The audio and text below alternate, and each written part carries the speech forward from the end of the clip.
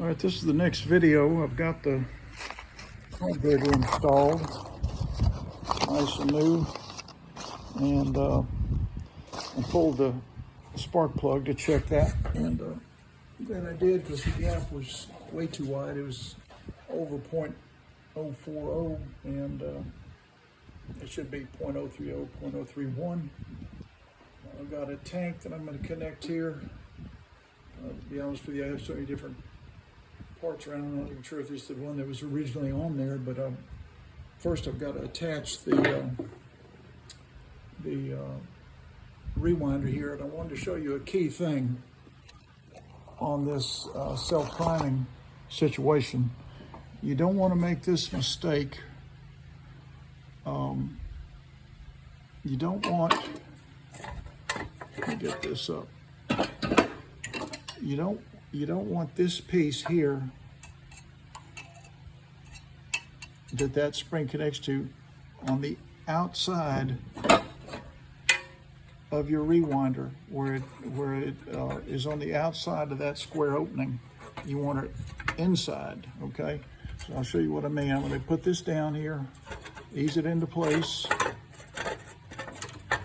That fits in there. Okay, that's settled in where it needs to be.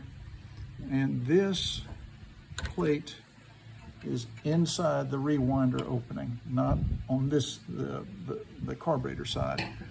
Okay, so now let me put this back in the holster. We're gonna put these 3/8 head screws back in and get our rewinder installed. Let me see if I can find those screws. All right, there's 1, 2, 3, and 4. A lot of these are different, but what I find sometimes is the 2 longer screws go in the front and the 2 shorter screws go in the back. So that's what I'm going to do. And sometimes you get these things from, now that's original, and they'll be short. All 4 of them will be short, which is fine, but these are a little longer, so I'm going to get these started.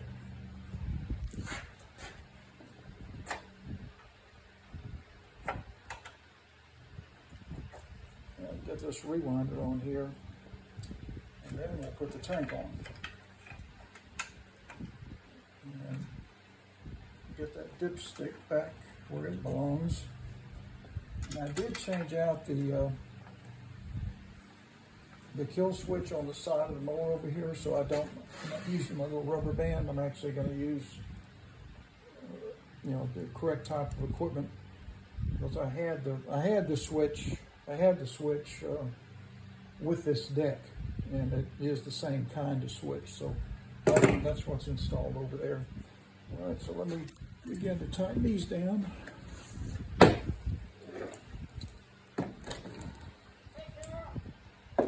Hey, how you doing? That was my neighbor Neil. All right, I got my 3/8 on there. Let's get these things going. Get them started. Get these 2 in the back started.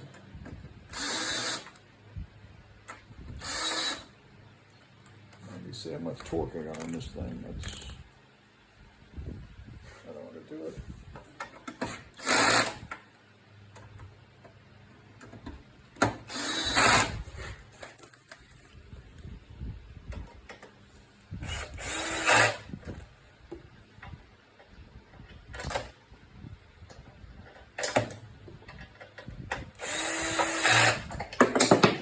Alright, so there we go. Now I'm going to check one last time, since I got to be cinched down, make sure that this air vane's not binding on anything up under the rewinder. Ooh, that's perfect. That's perfect. That's what you want. See, that little spring has enough pull to pull it back into position, so it'll start when it's cold. That's the self-priming system. And now let's get our tank, which is here. I've got a little screw in the end of it to keep air and dirt and bugs and debris out of that. Hang on a second, I'll keep bumping my camera. I'm gonna put a little drop of oil on that carburetor where it goes in and help slide this on. Hold on 1 second here. I'll just use my little finger. Get a little bit of oil on there. Okay. Now, this is not a new tank. I'm trying to spend as little as I can on this. That slid right on there, so that's good. All right, so now we lift the tank up into position. Most of it, okay, you don't want to forget this. You've got to attach, before you can put the tank down, let me show you this. Before you can put the tank down, you've got to attach the dipstick, and that goes right there. There's a knob that's going to go in that hole, and then there's the other screw hole. So that, easier than most, that slid right on there. So let me get a 5/16 and get that installed. Let me find one here. Surely I've got one laying here in all of my supplies. There's one over there. All right. Now what I do with this, since I don't want it to leak where it goes into the engine, I'll show you my little trick here. Once I get this thing started, fight me the whole way. That's not the right screw. I must have grabbed the wrong one. There we go. It's one of these. It's one of these screws that has the little shoulder on it. That holds the dipstick in, and there's 3 of them that hold the tank on. So let me get this going.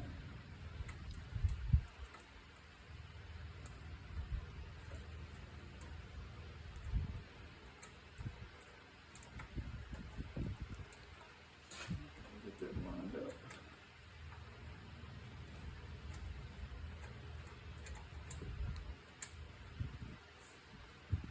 And I'll go in there with just finger strength. Let me get my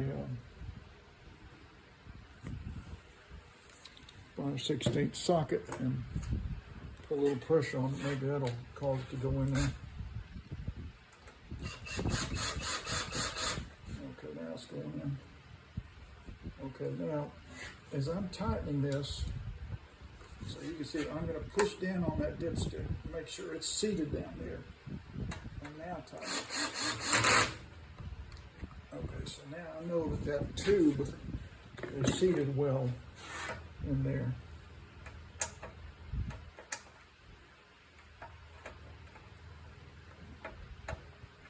I'm going to change that dipstick out because it's being difficult, but for now, I'm going to get this, pull the cord inside the big circle here.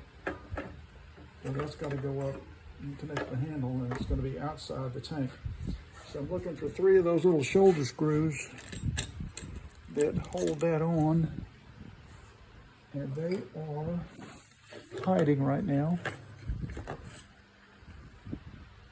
There's 1, there's 2.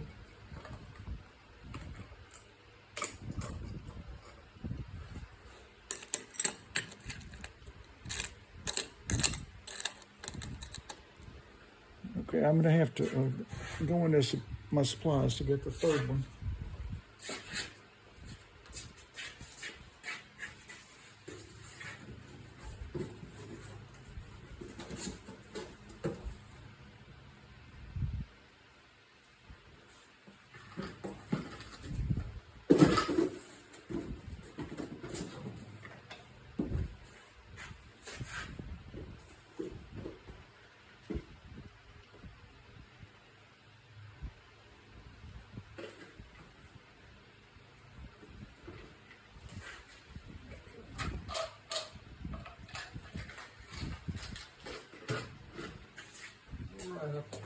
Pulled a couple of them out.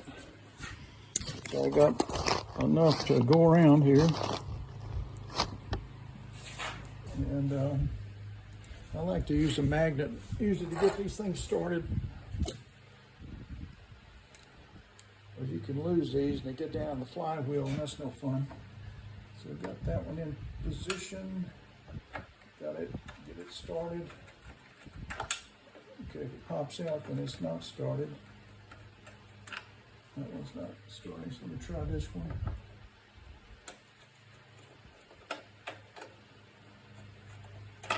That one popped out, so it's not getting started. I'll try this one back here.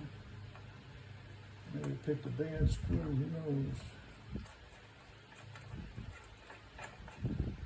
Okay, that one is started seating, so they go in a few twists. I don't want to put too many because I've got to put the big screw on the bottom of the tank that the previous owner lost or something. It's gone, but I've got spares. I got spares. That one's going. Let me see. Can't use my magnet this time. Use my fingers. Get it where it's in the. Is it lined up there? Oh, there we go. Okay, so those are all started, but I want to get this tank, the screw that holds this tank on the side of the engine, goes right in there. Let me find one in my slide.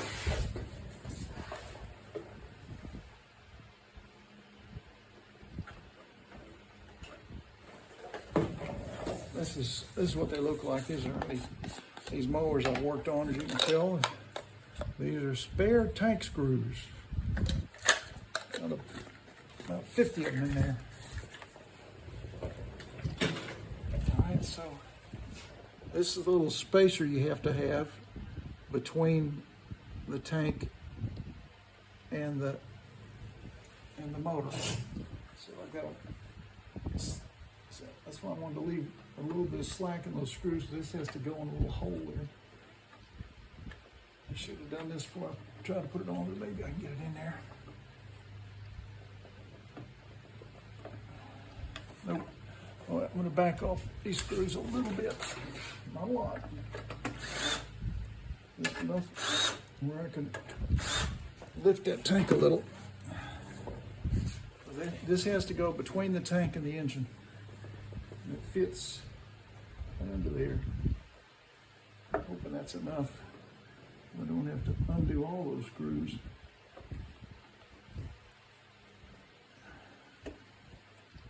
Come on, you. There we go. Okay.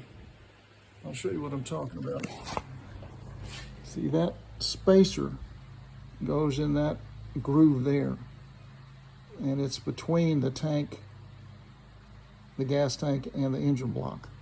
And this holds it stable at the bottom, and then the 3 screws up top hold it stable at the top. So now I'm gonna put this big screw in there. It's got a little kind of rubbery washer on the outside, and it's often tricky to find the hole in the engine block that screw goes to. So you got to kind of look around and lift it and move it around until you feel like it's starting to go in there. I'm not there yet. Let's see, come here.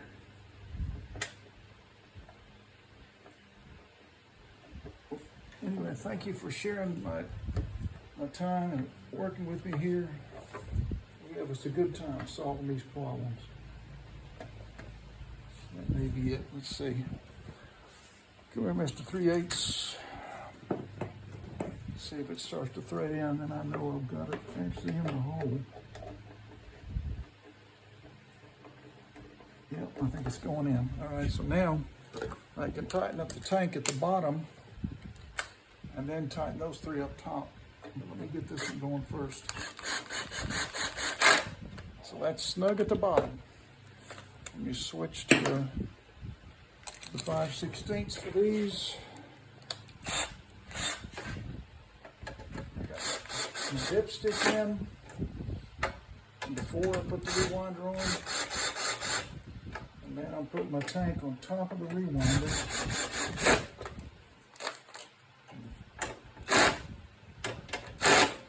Alright, so that's all snug. I have not slid my hose clamp over on this new carburetor, So you got to do that so I get a good seal. But that's all looking pretty good. So let me go get my big flat end pliers. Just slide that hose clamp over.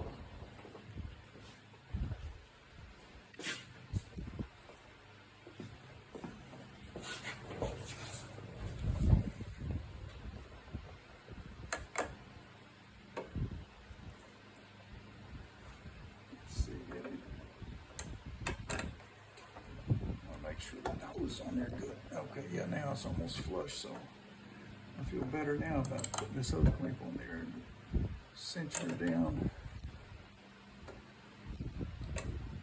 Right there. The hose clamp's on. This is going to connect to the back of the, what they call the air box. It's going to go there. I'm going to clean that up a little bit, and obviously I've got to put this little gasket on there. Now, since this is self-priming, this is not as critical as it is on the ones you have to prime. And the ones you have to prime, they often don't prime, and you've got to make some adjustments to this. But I've got a video on that. And always make sure that your mower primes. So that's looking pretty good. But before I install it, I think what I'm going to do is bring the pull cord up and make sure this mower starts. If it starts with starter fluid, then I know the good times are ahead. So I'm going to go start it here in a minute, but for now I'm signing off. I'll keep you posted. Tune back in.